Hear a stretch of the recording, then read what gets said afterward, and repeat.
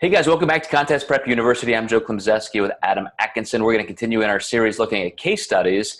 And Adam, I recently had a client who is a male bodybuilder and has a pretty good metabolism. So we had, an entire year together. We've been practicing, going through, how we're going to approach peak week. And by practicing, I mean, we were in the place we needed to be as far as condition, and just verbally making sure that he was aware of what was going to happen. And as we go through a metabolic building phase where calories are coming up on a macro level, macrocosm, that almost mimics in a peak week what you're going to do with a progressive linear load. So we've already been increasing food for a couple weeks. So we got into peak week, and all of a sudden, we're adding some food, and we're adding some food, and we're adding some carbs, and he just isn't seeing a lot of increased fullness. His weight is not going up. And occasionally this happens with a successful metabolic building period where somebody is as lean as they need to be weeks early, and you can start increasing their food intake. Then you get into peak week, and their metabolism is almost like a runaway freight train, and you keep dumping food in, and you're afraid, okay, I'm gonna reach a point where I may start spilling this person over, even though they seem to be assimilating that food well. So I got to a point, Adam, where around Thursday I said, okay, we've got carbs so high, and we've had to increase carbs almost every day. So let's bring up protein by an extra meal's worth of protein. Let's add 10 or 15 grams of fat. And so for the last 2 days of the week, we increased protein and fat to a level where we could keep carbs about the same, because I knew our carb level was maxed out. Like we should not be giving him any more carbohydrate. And sure enough, he woke up on contest day and was just perfect. All of a sudden he finally had gained a pound or two of fullness, and really had just big full muscle bellies like we had wanted.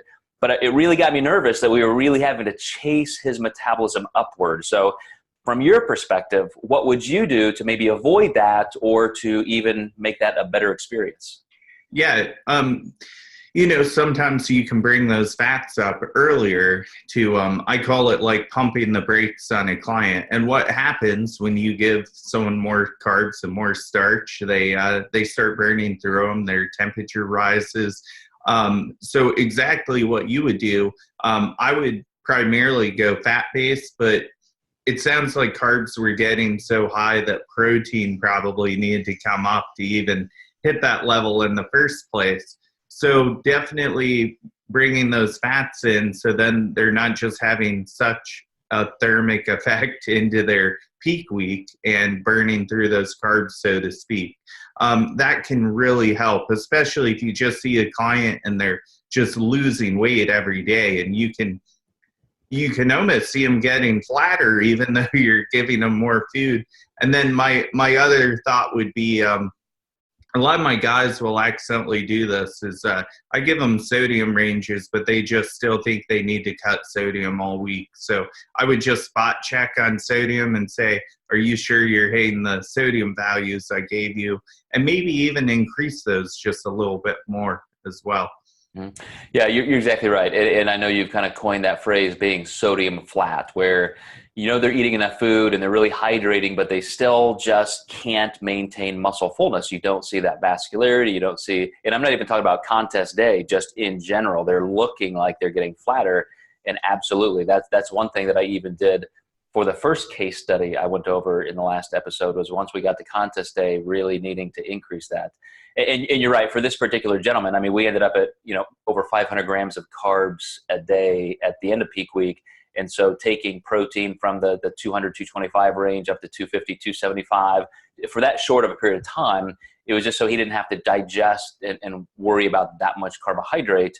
And then, fat, we had way above 80, 90 grams. I think the final day, Friday, we were at about 100 grams of fat. So, that's just how many calories this guy was consuming at the end. And again, like I said, that's a successful metabolic building phase in a very successful progressive linear load.